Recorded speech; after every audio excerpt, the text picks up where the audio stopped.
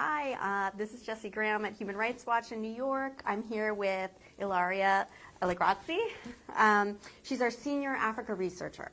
And today we're talking about her coverage of the crisis in Cameroon. Ilaria has used open source techniques to cover issues of counterterrorism and torture in the region, in the whole Central African region, but most recently in Cameroon. And she was just denied entry to the country. So we're going to talk a little bit about that. But we need your questions. So please let us know. We are hoping that we have people from the Cameroonian diaspora watching this. We're hoping that we maybe have people in Cameroon watching this, that we have an audience that is going to be informed, but also we want to bring this undercovered issue of the crisis in Cameroon to a wider audience. So I'm really glad that we're talking about this today. So Ilaria, just tell us what happened, like what you couldn't get into Cameroon. Tell us a little bit about that. Yeah, exactly. I was denied access to Cameroon last month when I landed in Douala with a valid visa. I was very surprised to see that the police was waiting for me at the exit of the plane, and it was not a nice welcoming. Since then, I was sent back without any explanation, and we have tried to seek this explanation from the authorities without, unfortunately, getting any feedback, and we are very concerned from this denial of access. Because what does it mean? What does it mean if you can't get in to document abuses there? What does that mean for the government? What does it mean for the players in the crisis there? We believe that this decision of denial of access is clearly linked to the work that we have been doing on Cameroon, documenting abuses by the security forces.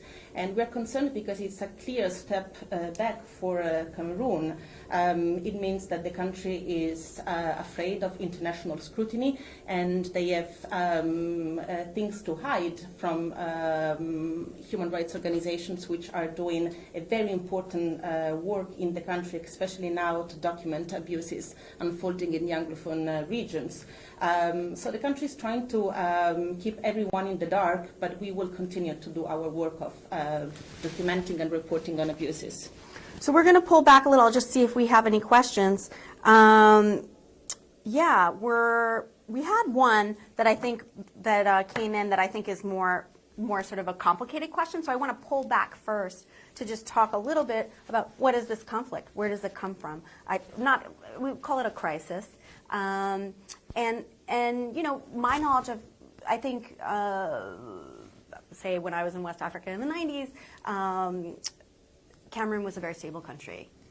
There was always this Anglophone region, but what is bubbled up? Is it a new thing, or is it something that was festering?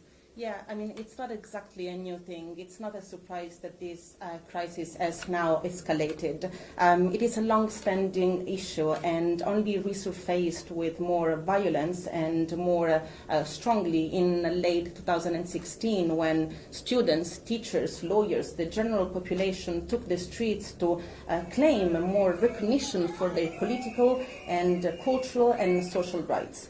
These English speakers? In the English-speaking regions, in the northwest and southwest region of Cameroon. Unfortunately... How many English speakers are there, and how many Francophones? And have the Francophones always been in control? Or? Yeah, Francophone regions are the majority in Cameroon, and we only have two English-speaking regions. Cameroon is a bilingual country, and is also as a bijural system. And give us a sense of where Cameroon is for people, like where it's placed and sort of where it fits in, I guess, politically in West Africa. Central Africa, of course, bordering... Central Africa. Central Africa, bordering Chad, Nigeria, and the two English-speaking regions are exactly bordering the Nigeria, a couple of states in Nigeria.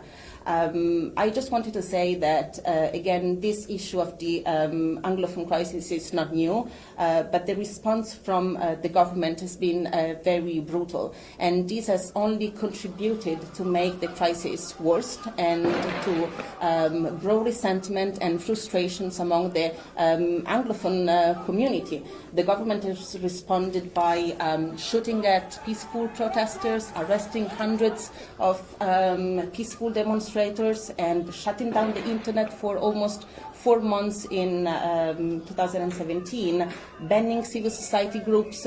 So this has created more frustration, and since then numerous groups have emerged. Some have taken up weapons to fight against the government and have targeted the security forces, have targeted state emblems, and the government again has responded with violence. And this has been escalating since, I would say, late 2017, and now we have a crisis which has also terrible humanitarian consequences.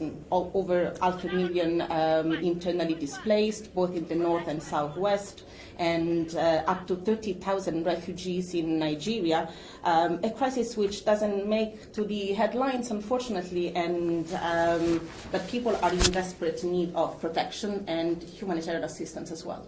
And now you can't get in there to document the abuses. Yeah, I think the government is trying to make things for us more complicated, but we're not going to stop at that, and we do have means to overcome these access challenges, and we're going to try to use other techniques to document abuses as they occur in the Anglophone regions, notably by using open source investigations techniques and analyzing numerous videos and a bunch of pictures and footage which is coming out of the Anglophone regions, also thanks to people who are very active on social media.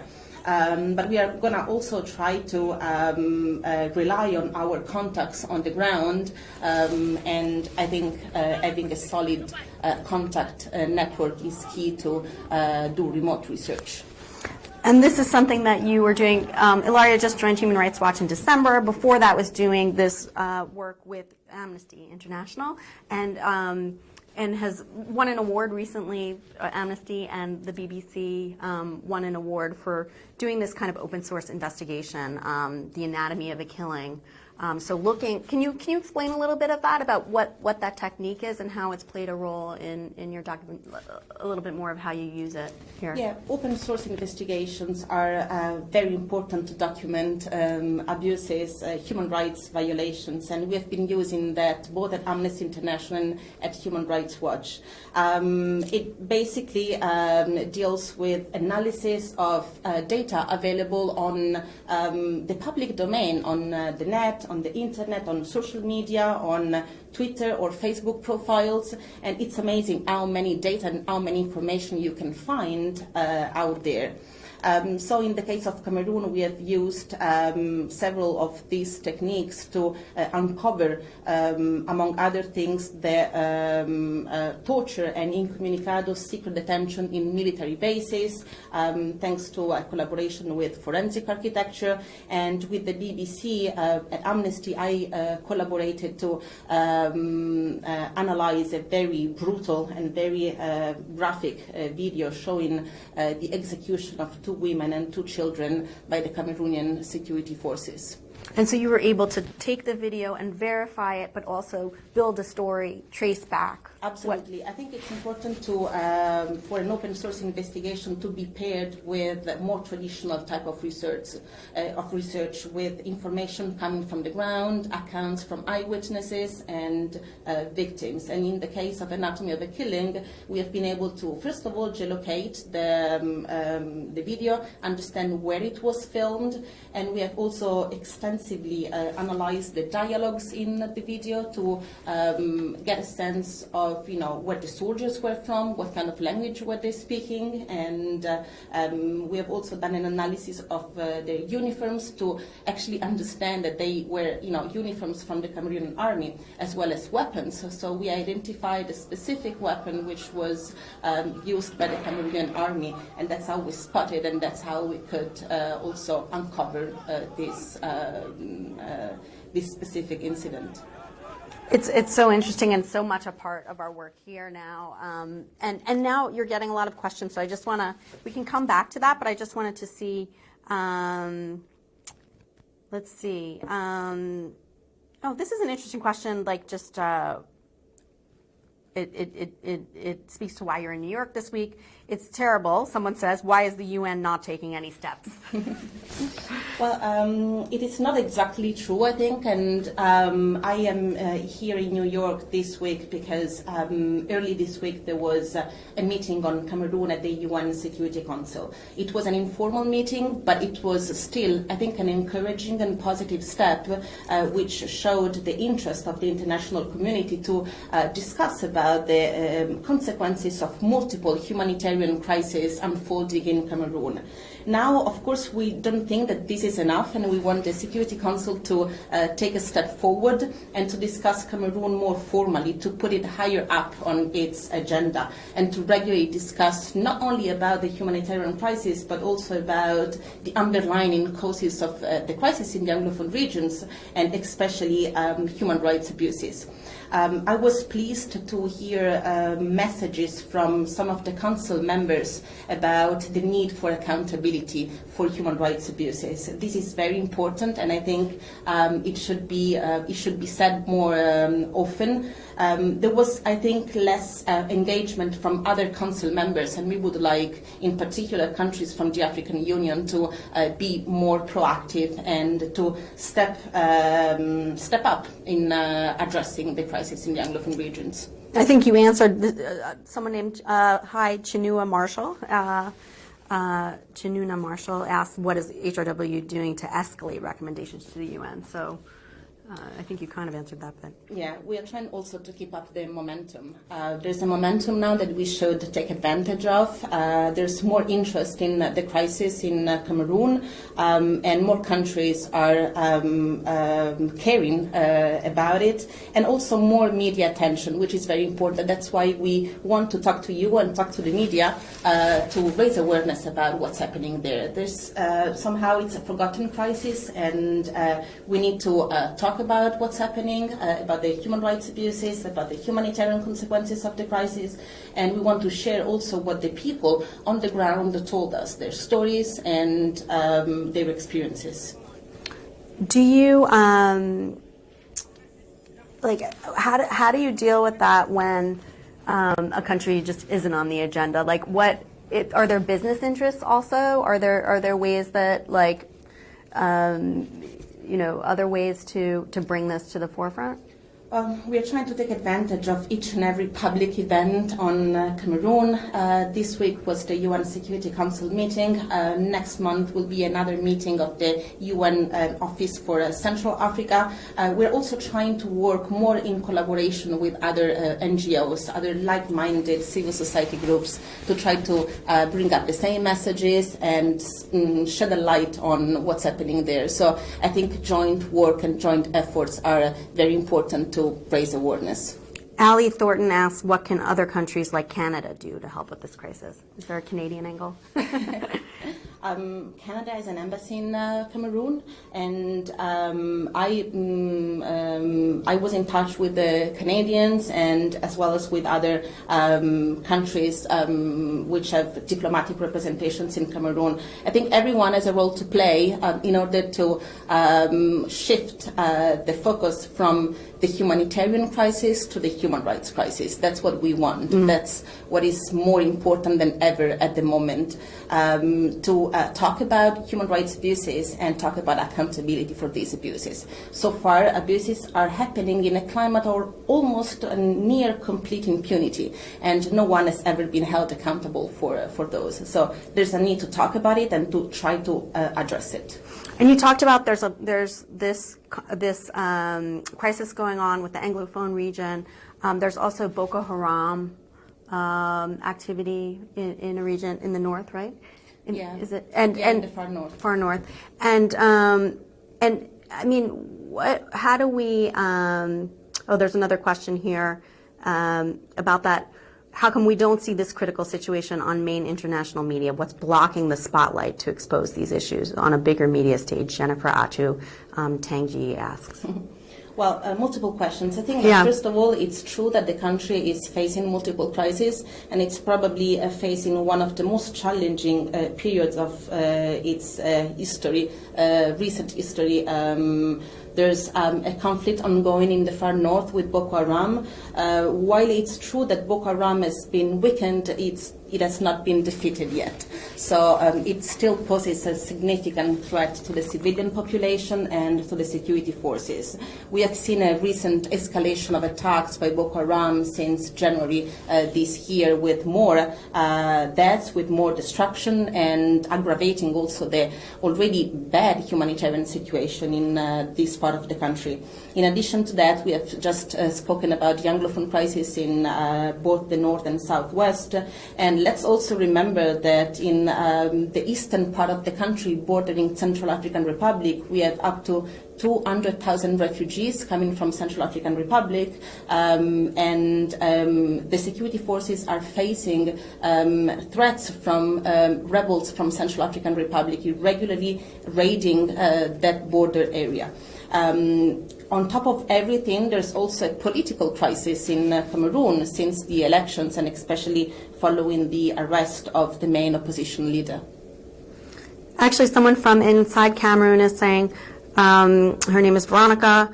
This is great, Ilaria. Today we're experiencing another lockdown because of the upcoming 20th of May celebration in Cameroon. So people are, what is it like day to day for people? What are you hearing from your contacts? Lockdowns are unfortunately very common in the Anglophone regions, in several cities and villages across the north and southwest. This has been one of the civil disobedience tactics used by the Anglophone communities and led by the armed separatists to boycott their daily life in the Anglophone regions. Alongside with other tactics like enforce a boycott on school, for example. This is making life for people there very difficult to carry out daily activities, to go shopping, to freely move, and it's impacting the economy in the region. It is a very volatile situation, I believe, and there are a number of security challenges for people to address every day. This is a very specific question, just about people with disabilities. Where was that? Is HRW documenting the impact of the crisis on the Anglophone regions? Specifically for people with disabilities in that area, especially with lockdowns like that. Yeah, I'm glad someone brought up this question, because we are actually doing some research on the impact of the crisis on older people and people with disabilities. And we are going to publish a report on that probably in a month or so. This crisis has impacted people with disabilities in a disproportionate way. We have spoken with people who have been left behind, who have been abandoned, who have faced greater challenges to flee, for example, when their communities came under attack. And so we want to highlight also these challenges, their needs, to make sure that the humanitarian assistance addresses their specific needs and is more inclusive. There have also been, we have documented, targeted incidents vis-à-vis people with disabilities. Some have been shot, some have been killed, some have been directly targeted or even discriminated because of their disabilities. So, for example, I've spoken with someone who was being displaced and couldn't find any hosting family because of his disability. So there's sort of stigma and discrimination, especially with people that have mental disabilities as well. And it's something we see in crisis, in other contexts, but great to pay attention to and to hear that people are engaged in that. What else do you want people to know? I think we're getting maybe a couple more questions, but is there anything we're missing here or something? The status of negotiations and dialogue. That's what, there was a long question actually from someone named, surname I think Richard. I'll give you the summary of it. There's much talk about national dialogue in Cameroon. And the president recently claimed on Twitter that there is dialogue, that dialogue is ongoing. I wonder who the government is having dialogue with. Moving around holding town hall meetings is not a dialogue, and the international community must do more to pressure the Cameroonian authority to open up genuine dialogue. Yeah, that's from Yeah. Najib Ford Richard. Well, I think that there's no doubt that unless some process of dialogue is started, this crisis won't be resolved. And dialogue between, if you can just say who the parties are, so people Between know. the government and the Anglophone community as a whole, which means the diaspora outside, which means civil society, but also those who have taken up arms and are representing the armed separatist groups. I think there was an encouraging, I would say, step from the government announcing that dialogue will start. Some people believe that this is too little, too late, but I think it's too soon to judge now and to assess where this is going. But the Prime Minister was in Bamenda, which is the main city in the northwest, and also in Boya. Now, I think, again, it's too soon to judge, but there should be an inclusive dialogue in order to address this crisis more appropriately. And the president is using Twitter, and it sounds like various groups are using social media. How does that work? Is it fomenting the crisis? Is it, and obviously it also has given you a window into what's going on there. Yeah, I think social media has played both a positive and a negative role in this crisis. Very positive because thanks to very active people on social media, on Twitter, on Facebook and other platforms, we have been able to document a number of abuses and to denounce this and to try to seek accountability for those. So it's a precious source of information, but I do believe it has also been misused somehow and used also to fuel more violence and to encourage hate speech. So I think it's both ways, but without social media today we couldn't really document anything. So it's important, like, also to have this dialogue on Twitter and like to engage people as much as possible. And we are grateful for people following us and for sending us information about what's happening on the ground. We need this more than ever, given the lack of access. So we really encourage people to reach out to us and to be active and provide us with information. And we should post your Twitter handle on this feed. And given that there is information coming out, there is active social media. Again, why is there so little media coverage internationally on this? I mean, the BBC did this big project. Obviously, the BBC World Service does good coverage. Like, there's certain pockets of, but why do you think it's undercovered? Well, I think one of the reasons why this crisis is undercovered is the fact that the authorities are not making the work of journalists and independent monitors very easy. Journalists are often blocked to report on the current crisis, as well as human rights organizations. We have been blocked. A government which says that it's serious about human rights and blocks human rights organizations,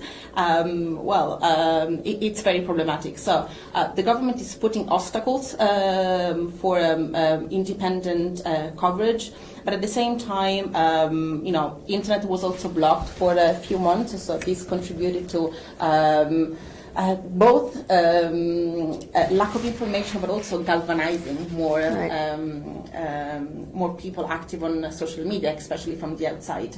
I think there is an increasing interest from the media. I've been doing lots of interviews in the past week, and we hope that this will continue. This will continue both from the French media, but also the English media. And you're seeing, what about your partners on the ground, human rights defenders, people who are really, is there a network of people in Cameroon who are trying to document human rights abuses and trying to get this, through social media, or are you in contact with people there? Yeah, there are a bunch of people who are doing a great job in trying to document as much as possible what's happening on the ground, despite the challenges, security challenges, but also threats of intimidation and reprisals. They need a backup, they need to be supported, and they need to be encouraged. And in this context of shrinking of political and civic space, their work is the more and more difficult. So we have seen human rights defenders being harassed, intimidated, as well as journalists or political opponents. For example, look at what's happening with the crackdown on political opposition at the moment. Just want to see if we have one more question, and then I think we'll wrap up. What about the African Union? Gerald Della asks, in your opinion, why is the African Union so mute on the war in Cameroon? That's his opinion that it's mute, but yeah. Yeah, that's what we also noticed this week at the UN Security Council meeting on Cameroon, and that's why we are asking for a more proactive role to be played by neighboring countries to step up and help Cameroon addressing the crisis. There should be a more engaged role played by the African Union and even the African member of the Security Council, like South Africa, for example, like Cote d'Ivoire. They've been pretty silent, but we want to push them to be more active. I think we're sort of out of time, and if we have more questions coming in, you can post them in the feed. Is there anything else you want to say? No, thank you very much for following us and for your interest on this crisis. Thank you, Ilaria Allegrazzi, Senior Central Africa Researcher at Human Rights Watch, and so you can look out for her. What's your Twitter handle? We'll post it. Okay, great. And take a look at our Cameroon work, which includes videos, which we've been showing throughout this, this discussion at hrw.org. Thanks a lot.